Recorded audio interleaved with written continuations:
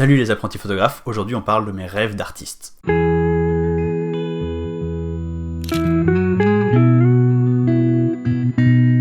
La vidéo d'aujourd'hui, c'est une vidéo plutôt blabla, on va dire. C'est une vidéo où je vais vous parler de mon cheminement photographique, de ma vie en général. Donc si ça vous intéresse pas et que vous voulez voir que des tutos, on se retrouve la semaine prochaine. Sinon, restez, je pense que ça peut vraiment vous intéresser. Surtout si vous aussi vous êtes un photographe qui vous posez pas mal de questions sur votre pratique, qui vous remettez pas mal en question. Je vais essayer de pas être très long, mais je vais vous refaire très rapidement mon cheminement photographique.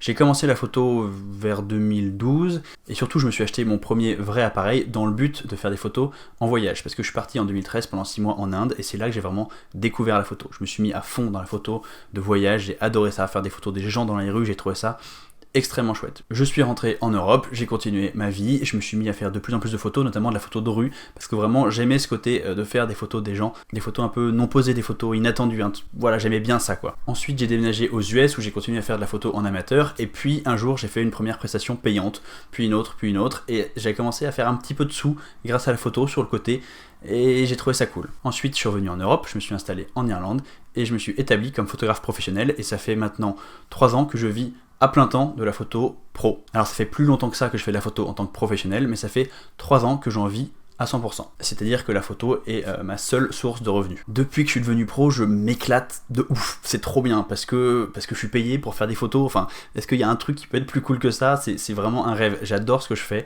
Je fais beaucoup de photographie de mariage. J'adore la photographie de mariage. Vraiment, je m'épanouis professionnellement, c'est très très chouette. Moi je suis quelqu'un, une fois que je me mets dans un projet, je m'y mets vraiment à fond. Donc je voulais vraiment réussir cette transition professionnelle, je voulais pas essayer pendant 1 an et puis ensuite pas gagner assez d'argent et devoir retourner dans mon ancien taf, j'avais vraiment pas du tout envie de ça. Donc je me suis mis à fond, je me suis mis à 1000%, j'ai vraiment bossé la photo, mais la photo au sens large, c'est-à-dire que j'ai bossé aussi mon marketing, ma communication, mes qualités techniques de photographe, comment mettre en scène mon travail, j'ai bossé plein de trucs photographique et autour de la photo, je m'y suis mis vraiment à fond et ça aussi j'ai adoré ça. En plus de ça, je me suis mis à faire de la formation photo. J'ai créé des formations, j'ai vendu des formations, j'échange très régulièrement avec des élèves, je fais des coachings en live et là aussi c'est super cool, j'adore ça. Et ce qui devait arrive à force de faire la photo pour mes clients, pour YouTube, pour mes élèves, pour mes formations, je me suis retrouvé à faire plus que de la photo que pour ça et à ne plus penser à ma pratique personnelle de la photographie. Cette fois, je parle pas forcément de photos de famille, je parle de projets artistiques personnels qui sont pas motivés par un client derrière. Il y a un peu plus d'1 an, je me suis donc aperçu de ça et je me suis remis petit à petit à bosser sur des projets perso. C'était vraiment pas facile de dégager du temps, mais ça m'a fait immensément du bien de créer des images, de créer des photos sans qu'elles soient là pour plaire à un client. Ces photos, elles doivent me plaire à moi, elles doivent me parler à moi.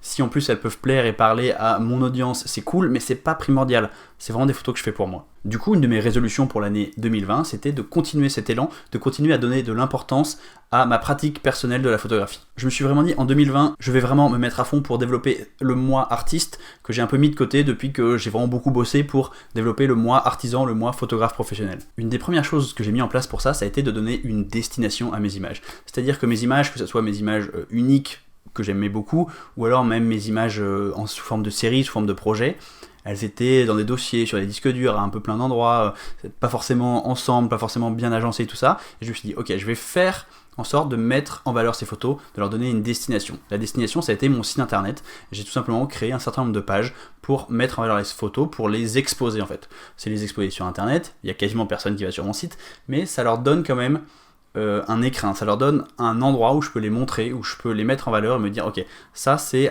ce à quoi ressemble ma série terminée, ou presque terminée, parce que c'est assez facile de modifier une page internet, donc c'est pas gravé dans le marbre, c'est pas comme un livre par exemple, mais c'est quand même une série qui est aussi terminée qu'on peut sans passer à l'étape d'après qui est l'étape de l'impression. Et donc cette première étape qui a été de mettre en lumière un certain nombre de séries sur mon site, déjà ça a été vraiment super, ça a été très long parce qu'il fallait retrouver les séries, il faut se forcer à faire de l'édition, faire des choix, bref c'était pas facile, mais déjà ça a été très très cool à faire, et je sais que ça peut paraître comme une mini action de rien du tout, mais en fait c'est un grand pas, photographiquement c'était vraiment un grand pas. Et puis c'est tout con, mais quand je parle photo avec un copain que j'ai pas eu depuis longtemps et que je lui parle d'un projet que je suis en train de faire et qui me demande je peux voir des photos, au lieu de dire attends je verrai ce que je peux te retrouver sur mon disque dur quand je rentre chez moi, hop je peux lui montrer directement sur mon téléphone, on va sur mon site et je peux lui montrer les photos mises en valeur de la meilleure des manières. Donc ça déjà ça a été vraiment important pour moi. Mais j'ai vraiment l'envie d'aller encore plus loin.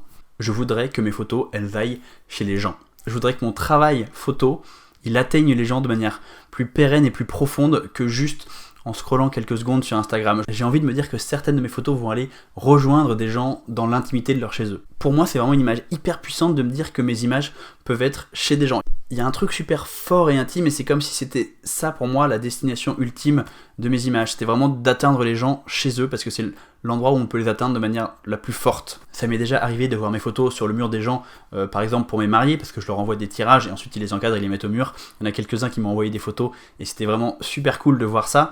Mais c'était un travail de prestation, c'était un travail commandité, c'était pas du travail personnel. Donc je pense qu'avec du travail personnel, ça serait encore plus fort comme sensation. Et déjà, ça m'avait vraiment fait chaud au cœur. J'ai très récemment acheté le livre d'une photographe de mon âge à peu près, que j'aime vraiment beaucoup. Et j'ai trouvé le simple fait d'acheter ce bouquin hyper cool, parce que pour une fois ça va pas être un livre de quelqu'un qui est un grand maître reconnu, ou même de quelqu'un qui est mort depuis longtemps, c'est un petit artiste, enfin une petite artiste en l'occurrence, quelqu'un que je connais, alors pas personnellement, mais on va dire que je suis sur Instagram et que j'ai déjà croisé dans la vraie vie une fois ou deux, et qui est aussi bien sûr bourré de talent, et moi j'ai l'impression en lui achetant ce livre de lui offrir une reconnaissance artistique, en plus de la soutenir financièrement, mine de rien. Donc vraiment acheter ce livre m'a fait doublement plaisir pour recevoir l'objet qui est fabuleux, mais aussi plaisir au sens où j'avais l'impression de faire partie d'une aventure artistique. Je vous en dis pas plus sur le livre ni sur l'artiste parce que je pense que j'en parlerai dans une prochaine vidéo plus tard. En tout cas, je pense vraiment que cet achat a été un déclic pour moi et j'ai vraiment envie que mon travail, que mes images trouvent leur maison. C'est pour ça, vous l'avez deviné, que j'ai enfin décidé d'ouvrir une boutique sur mon site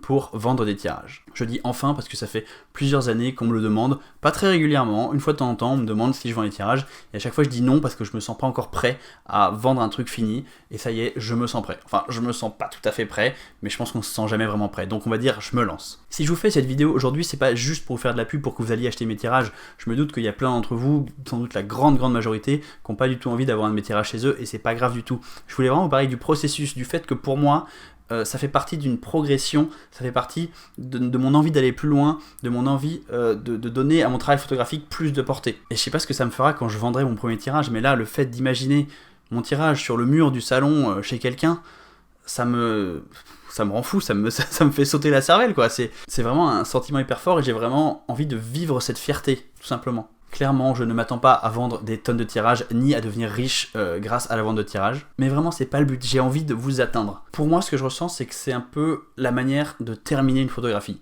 Vraiment la terminer. L'imprimer et lui trouver son nouveau propriétaire, à qui elle va pouvoir apporter un petit peu de joie, un petit peu de bonheur. Exactement comme moi, le fait de la faire, cette photo, ça m'a apporté de la joie et du bonheur. Évidemment, je vous mets un lien dans la description pour aller voir la boutique qui est ouverte dès à présent. Je dis ça comme ça, mais c'est bientôt Noël. Sur la boutique, j'ai mis essentiellement des photos de voyage parce que j'ai l'impression que c'est un de mes travails les plus aboutis, mais pas que, donc allez voir, allez juste jeter un œil par curiosité, il y a d'autres photos aussi. Et ce qui m'intéresse énormément aussi, c'est d'avoir votre avis sur la question. Qu'est-ce que vous mettez en place pour faire évoluer votre travail d'artiste, votre travail d'auteur-photographe ?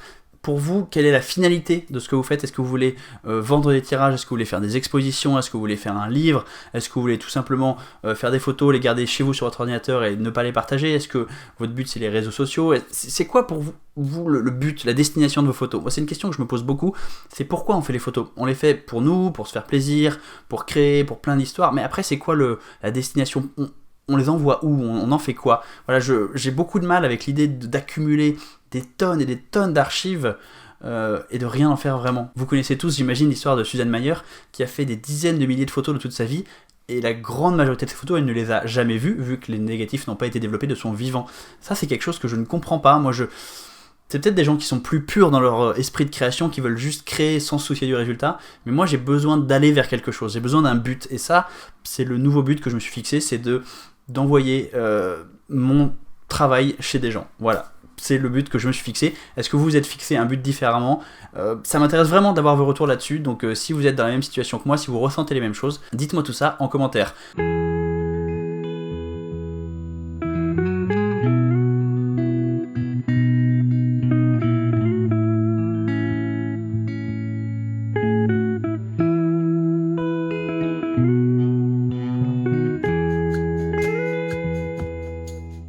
Salut, c'est Paul du montage. Je voulais juste rajouter que pour les 3 premiers à commander sur le shop, j'ai décidé ça après avoir tourné la vidéo, il y aurait un petit cadeau en plus dans le paquet. J'ajouterai en fait un tirage petit format de la photo de mon choix. C'est tout simplement un petit cadeau pour vous remercier de me faire confiance et de me suivre dans toutes mes aventures, même les plus folles. Si vous êtes un photographe plus débutant et que vous voulez progresser en photo, j'ai un guide complètement gratuit que vous pouvez télécharger en cliquant sur le lien dans la description. Ça s'appelle Devenez un meilleur photographe en 12 semaines et je pense vraiment que ça va vous plaire. Suivez-moi bien sûr sur Instagram pour suivre mon travail d'auteur et puis pour avoir des petites news de la chaîne YouTube de temps en temps. Abonnez-vous à la chaîne, le pouce bleu, tout ça on connaît. Et puis surtout allez faire un tour sur la boutique pour voir si les tirages vous plaisent. Salut!